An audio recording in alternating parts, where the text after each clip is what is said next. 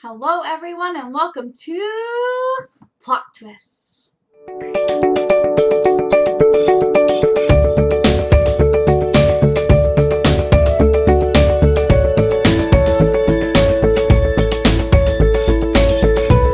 So today I'm going to be doing my Mistborn review by Brandon Sanderson. As always, the beginning part of this will be spoiler free and the ending will be spoiler full.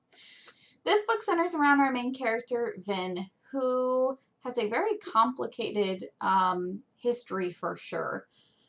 But she is part of a kind of a petty crime group that uses magic to accomplish their thievery. One day, Vin is introduced to Cosmere, who is a Mistborn in this particular society, which means that he basically has access to all of the available kinds of magic, as opposed to most people who are Mistings who have access to one kind of magic. And basically, he changes Vin's whole world by kind of showing / telling her that she is also a Mistborn. At this point, he is planning a relatively large plot to overthrow the government of this particular area, and Vin joins the group of characters with various different powers and abilities who have all come together to try to overthrow this particular government. In general, this book is everything that I wanted out of Six of Crows. Not that I felt pretty neutral about Six of Crows the first time reading it. But I thought because of that I really wasn't into the whole heist plot. No, that's definitely not it. Because this book was exceptional. Before this really was also not feeling the Brandon Sanderson train, and that's definitely no longer the case. So this book is probably one of my favorite books that I've ever read. That's a lot of praise for a first book when I haven't read the rest of the series and don't know where it's going. But in general, this group of characters just works so well together. All of the different personalities just blend so beautifully. But also, Vin is a really relatable character. The struggles that she's going through are very relatable. I like that you see the trauma that she's experienced throughout the course of this book, and it's not just ignored, and she doesn't just like get over it. It's something that impacts her every step of the way, and you get to see that, and I really like that. The world building in this, just like most other Sanderson novels I've read, has been exceptional. There are these mists that are super relevant to the story that most people are afraid to go out into. And there's some plot that develops from that that's really interesting. In general, the world itself that this takes place in is not super explored yet. I assume it will be. But the city that this takes place in has a very interesting power dynamic between the Lord who rules over this section, whose name is Lord Ruler, and the nobles in this particular area who fall basically just under where he is.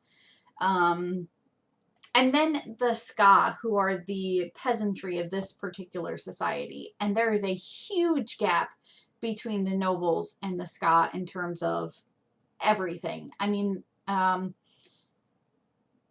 this is introduced early enough that I don't necessarily feel like this is a spoiler, but even in the prologue of this particular novel, there is a Ska girl who is taken by one of the noblemen to basically exist as to have sex with her and then kill her, which is commonplace in this particular society.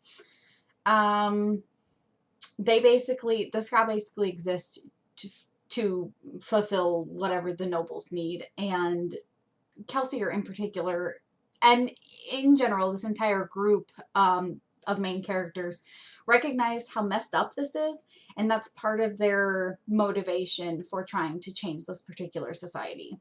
Yeah, I think that's all of my spoiler-free thoughts. So from this point on, there will be spoilers.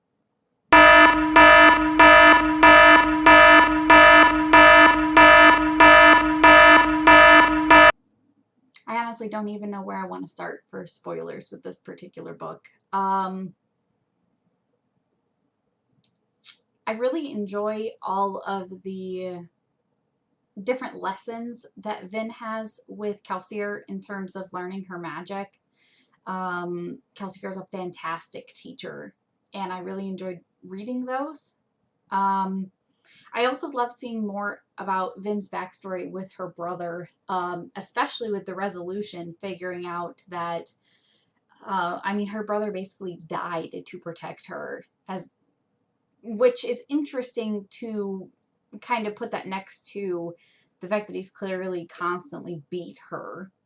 And also putting that next to the fact that he saved her from their mom, who had kind of just snapped. I don't know. She's got such a complicated backstory, and I think that's really realistic to life. I mean, all of us have baggage. We have things that we're carrying around with us, and I really like that that takes root in multiple different sections of this book. I mean, huge spoilers here, but I already warned you. Especially when Kelsier dies at the end, and she's over here like, oh my god, I'm going to be alone. Everything's going to be terrible. I mean, despite the fact that she's gone on this crazy journey, she's met lots of people, she's made a lot of connections. Even the idea of losing Kelsier kind of sends her spiraling because of what happened with her brother. And I love that. I love that so much. I hope that Vin continues to be relevant to the story. I kind of assume that she will, as this is a direct trilogy. But I'm looking forward to that. Spiraling back just a little bit in terms of Kelsier's death. When characters die in books, I typically am really off-put by a series.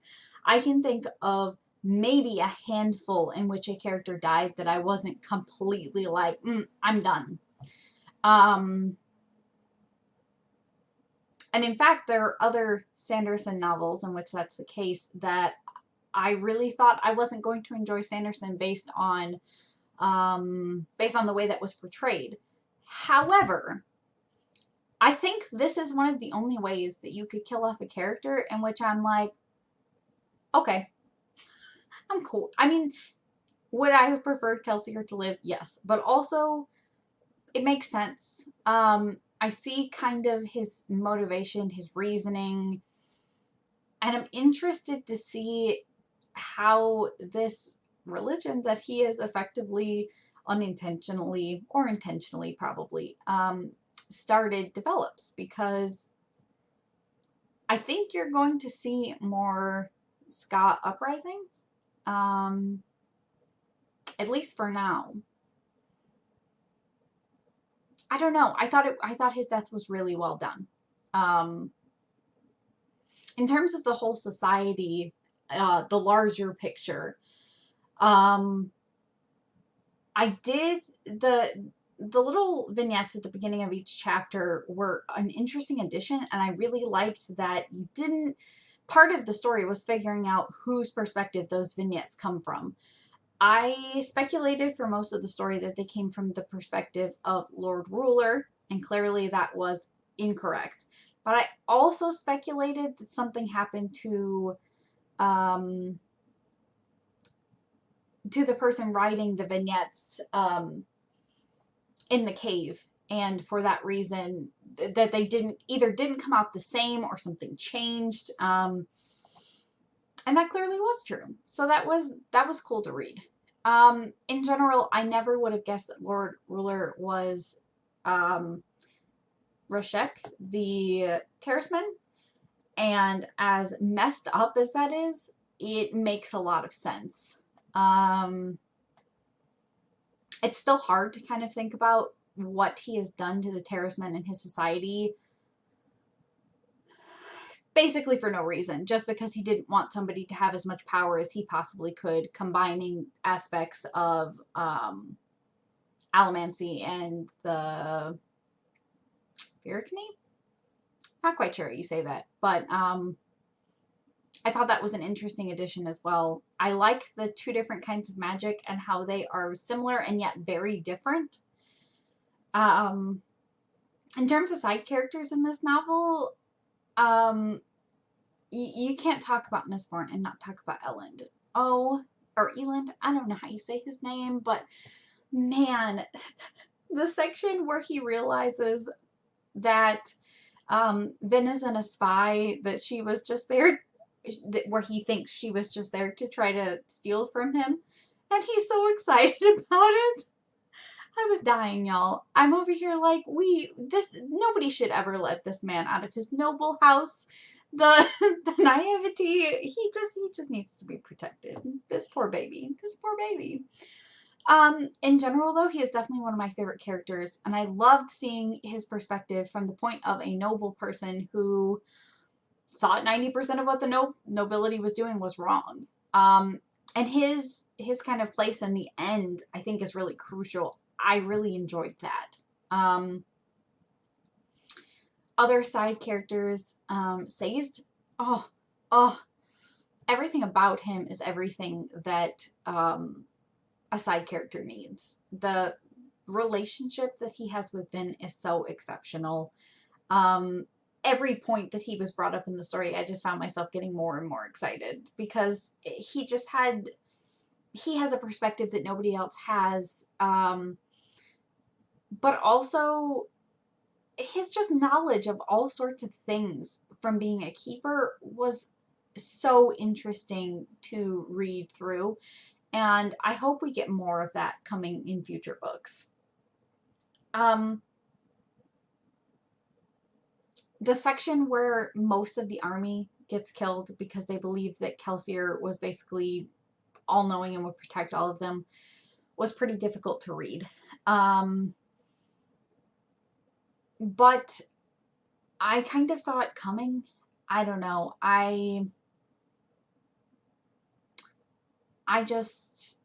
It was necessary to the plot, and I understand, but just the number of ska that have been just kind of thrown away in the society is hard to think about. In terms of the other members of Kelsier's group, I really enjoyed all of them. Breeze, Ham. I mean, they're all relatable, and they all have different viewpoints about what's going on. And I like that they don't just 100% agree with Kelsier all the time, because Kelsier is kind of out there even for the society, and I like that they challenge him sometimes, because I think sometimes he needs to be challenged. I'm interested to see which characters continue for future books. I don't know. I think in general those are my thoughts. If you guys have read Mistborn, and want to talk about it, leave me a comment down below. I would love to chat about it.